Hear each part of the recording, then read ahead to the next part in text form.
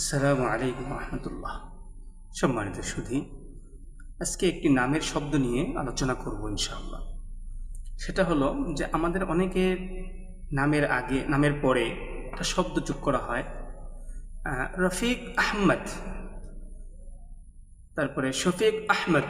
এই যে আহমদ শব্দটা ব্যবহার করা হয়, এটা অনেক ক্ষেত্রে আমরা কি করি, এটাকে এভাবে ডাকি আহমেদ। হ্যাঁ, শফিক আহমেদ, রফিক আহমেদ, তবে আহম্মদ মদ বা আহম্মদ এইভাবে ডাকাটা এটা সহি নয়, এটা গলত। সঠিক হচ্ছে এটা আরবি শব্দ। যারা আরবি পড়ে থাকেন দেখবেন হামজা হা জবর আহ, মিম জবর মা, দাল জবর দা, অথবা মিমে জবর দালে সাকিন দেওয়া করতে পারি। সেক্ষেত্রে এটা হবে আহমদ। তাহলে কি হচ্ছে, একজনের নাম যদি রফিক হয়, তার সাথে যদি আমরা নামটা মিলাই, তাহলে তার নামটা হবে রফিক আহমদ। আহমদ সর্বোচ্চ আহমদ থেকে অনেক ক্ষেত্রে আহমদ বলা হয়।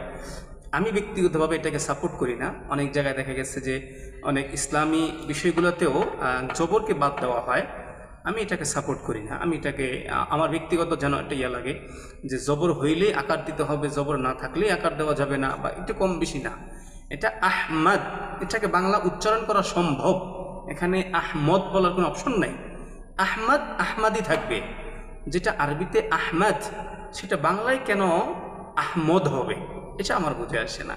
এই জন্য আমি যেটা মনে করি যে আহমেদ আহম্মদ এগুলো তো বলা যাবেই না, আহমদ এভাবে উচ্চারণ করা উচিত। যেমন রফিক আহমদ, শফিক আহমদ এভাবে উচ্চারণ করা উচিত।